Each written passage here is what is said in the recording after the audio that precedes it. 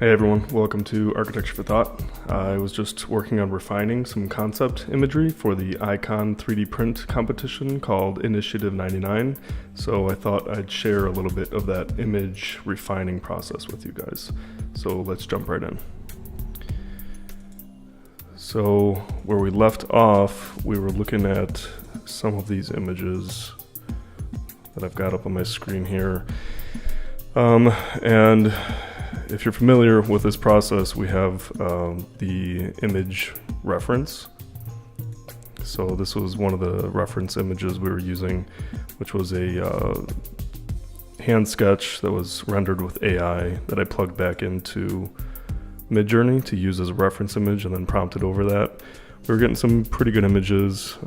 Some of these got a little too fluid for my preference, but we definitely landed on some that I liked that I actually used to plug back in.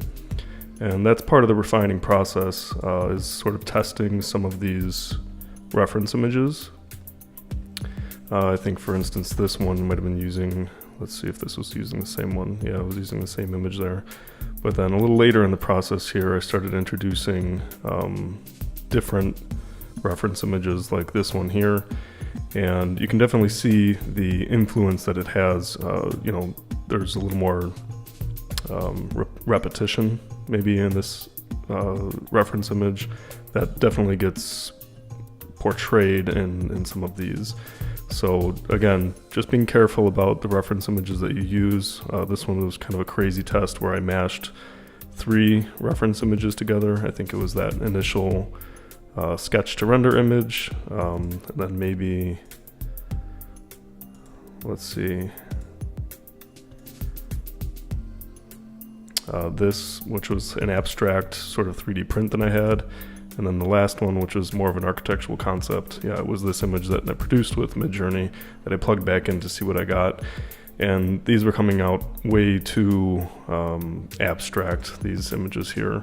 So I went back to kind of cutting out that abstract form, and I'll just scroll through some of these. But after a lot of testing, a lot of refining, we did come to some images that I started to like. But for the competition entry, I was looking for something that was a little more geometrically refined. So these sort of super fluid images and concepts weren't really what I was looking for.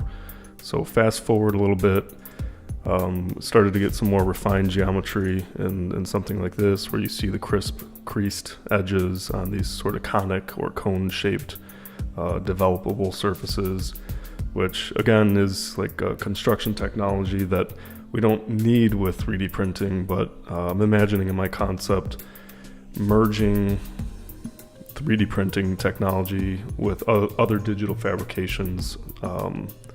So actually relying on formwork and possibly rammed earth, but digitally fabricated formwork that can get us these types of geometries that can assist with either acting as a formwork for the 3D printer to ride on while it's printing, and then can be removed afterwards.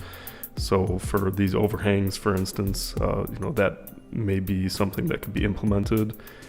But that's sort of the reasoning behind some of the more rigid geometries. Is I'd like to be able to control the prints with combining the 3D printing technology with other digital fabrication technologies.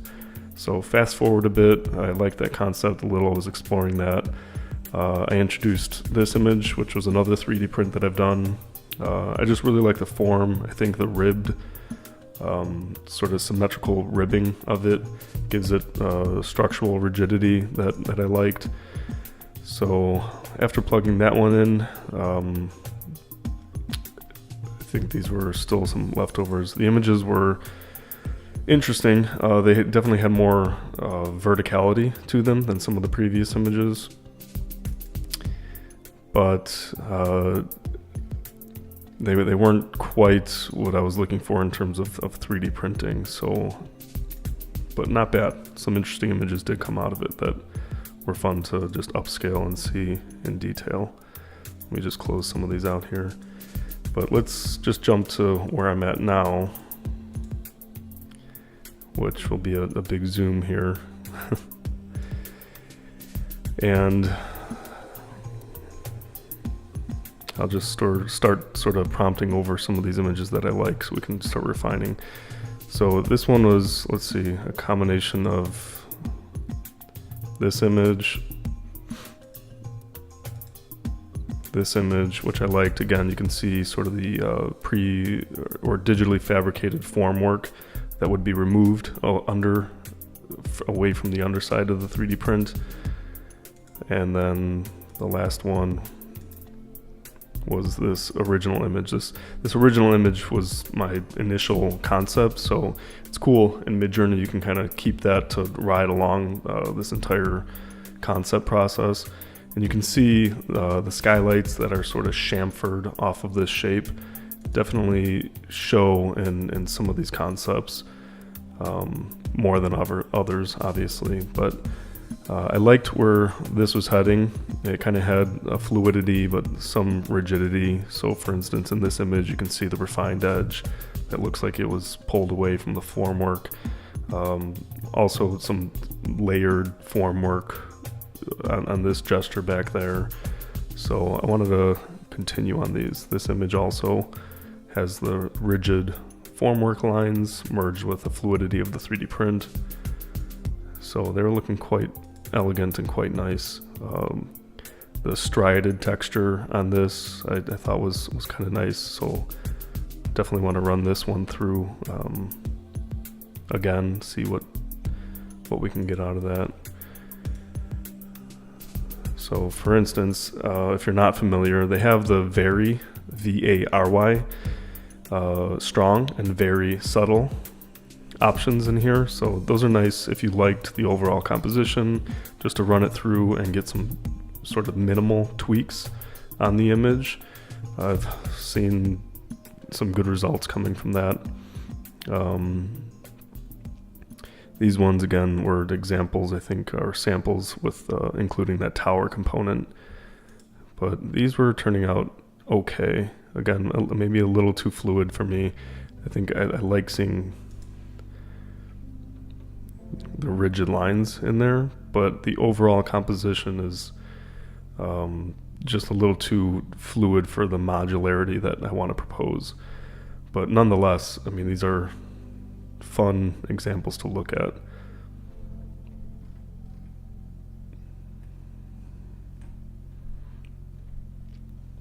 So let's continue on here. And then there was one that I really liked that was basically this. There was something interesting about the sort of thicker base, tapered top. The chamfer top kind of reminded me of my initial image. It's got sort of the ribbing that was present on the 3D print vases that I input as an input image. So those were kind of nice. I think I had an upscaled image from that. Let's find that one. Sorry for the scrolling on the screen here, but here it was. Yeah, this one. So I actually like this one so much that I'm going to pull it out and use it as a reference image, and then maybe we can just do some samples together with that. So copy this, and let's see if, I don't think there's any others that I really want to copy right now. So I'm just going to run to the bottom. I'm going to paste that in, and let's see if any of these other ones can serve as samples. I definitely want to use this one again to kind of continue reinforcing that. So space, paste, space again. And I do like that one still. So let's do something interesting here. We'll take all of these. Space, copy, space, paste, dash dash, AR, space 16 by 9. I'm going to run that through, or not.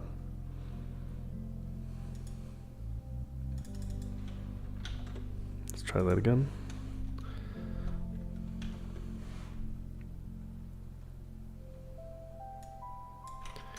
Take this imagine out.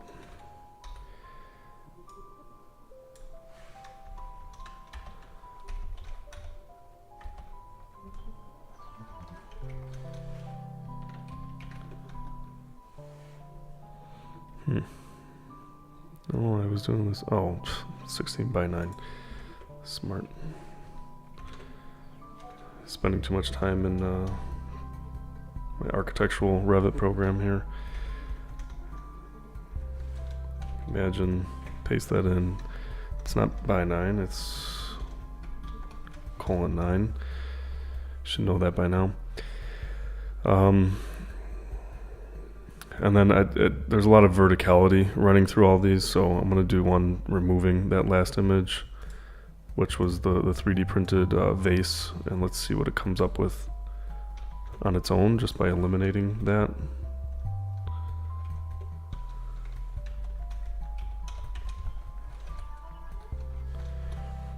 And then last but not least, since I'm already seeing there's too much verticality in that, let's take this last one we did.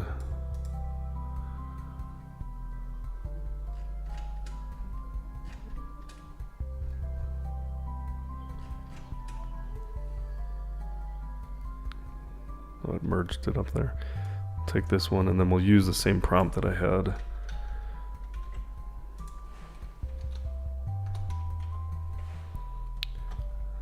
On some of these other images, it was a prompt that I just kind of continued to refine.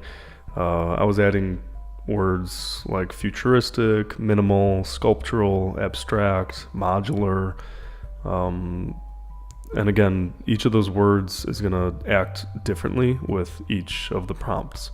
So you have to be careful with, you know, I guess going too far in eliminating words when you think they're not going to work for one image. They might work with another image. So let me just take a look real quick.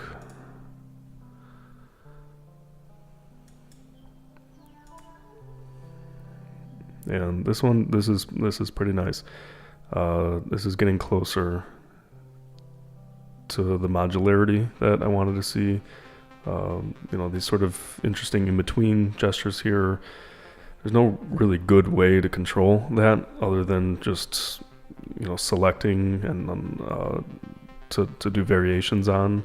So this one I definitely want to see variations on, and I like this one too. Those both have sort of the same geometries that I liked for the competition entry. So I'm going to do just actually upscale 3. I like that. And do variations on 2 and 3.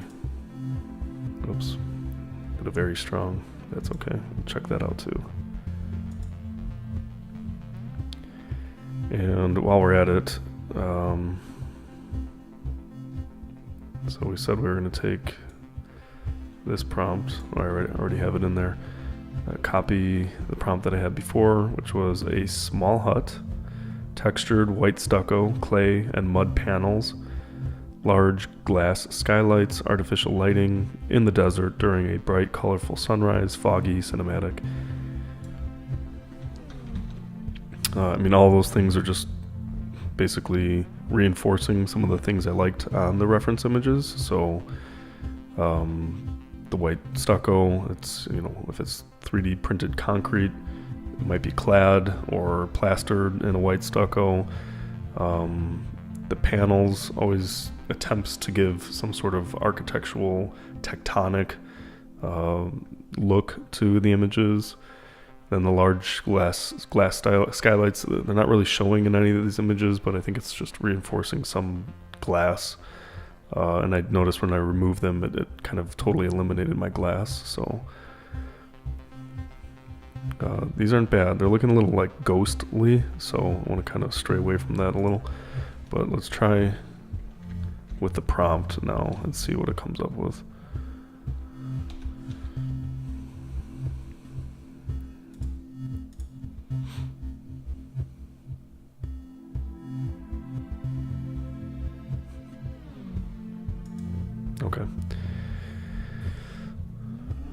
There we go, it's coming through, so we'll take a look at some of these other images. So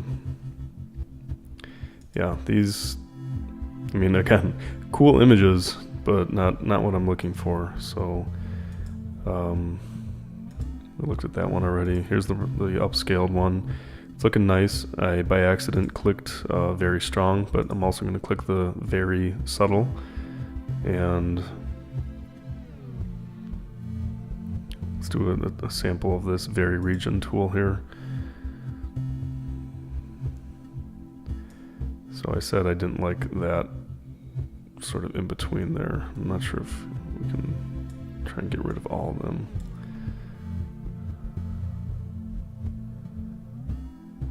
But let's submit it. See if we can remove those or negotiate the geometry a little bit in there.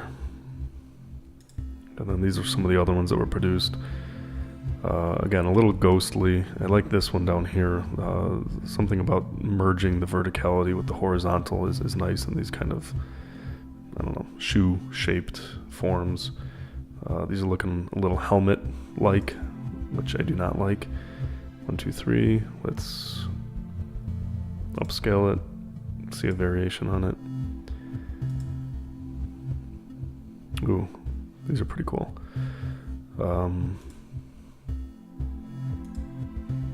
I really like this one.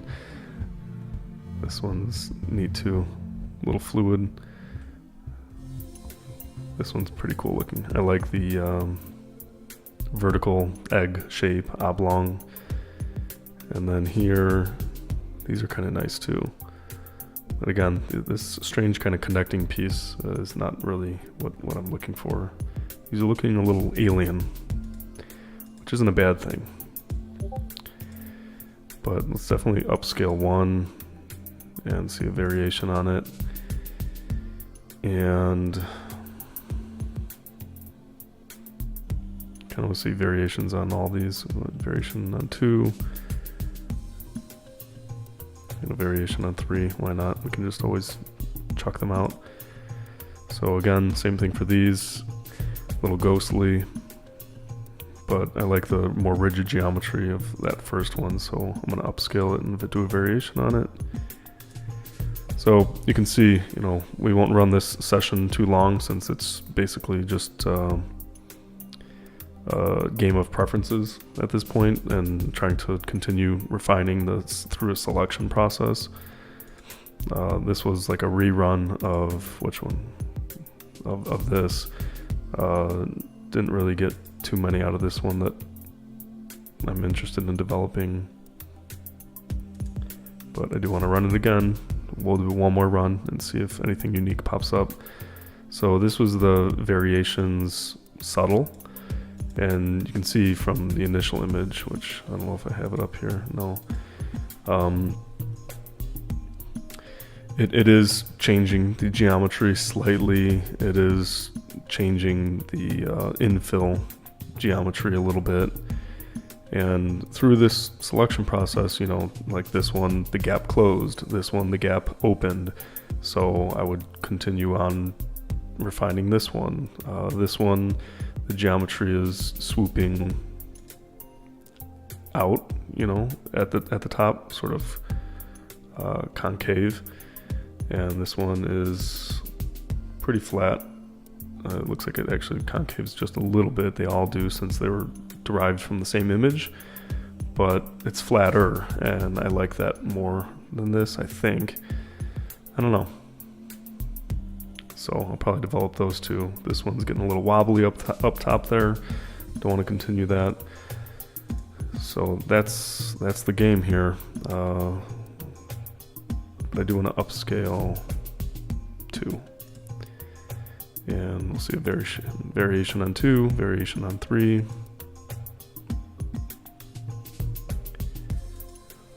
So that's cool. You can see, it didn't quite give me the upscale version, it doesn't look like. You can see the texture. I could just zoom in on it here. If you can see, I'm not sure if you guys can see on your screens, but you can see some panelization occurring, which I really like when that level of detail is being added to the images. It just helps make it look that much more refined. You can start imagining texture like that in terms of water runoff or panelization for expansion contraction joints, any number of things that would be an attribute to the actual construction of these. I like to incorporate, to start to think about, and the way that those are fanning out is even different from how you may imagine laying them out. So that's cool.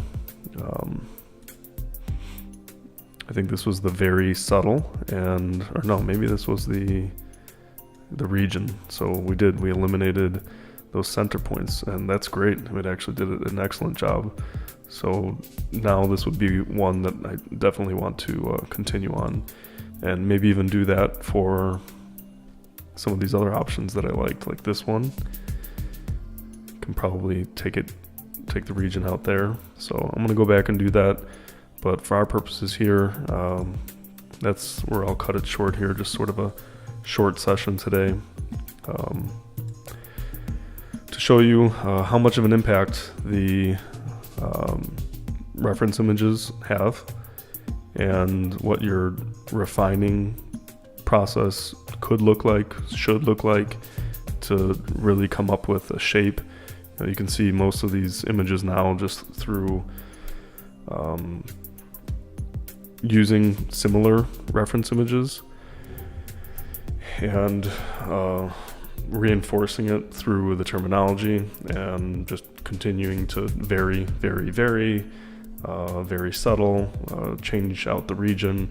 You can get your concept to be pretty refined to at least the direction that you want to go. And I think in one of these next sessions here, I'm going to start taking these concepts and putting them into an AI 3D image generator or AI mesh generator, so we can start to rotate this thing and have a little bit of an understanding what it looks like in 3D. I already have an understanding of how I want it to be modeled. I've actually got a model of it right here. So this is an example of one of the reference images that we use, the 3D printed vase. And I can pretty much imagine this form that we're developing in 3D already, the way it chamfers and how I'm going to slice it in some of my 3D programs. But we can walk through that together. But just wanted to show you the variation, or the basically tools that are available to you to use this as a true design workflow in your kind of design sessions to get really nice images up front. Again, like those striation patterns, joint patterns, things, window offsets that you may not be thinking about, but they can certainly serve as an inspiration during the design, like a design partner would do. So a lot of people do call these tools, these newer AI tools, design partners, because they do offer novel and emergent ideas. If you're alone designing, or even in a group, it's great to mash up images together and see what it comes up with. So that's where we'll end it. Thanks for tuning in. Hopefully these sessions are a little helpful to some of you out there, and I appreciate it. Bye.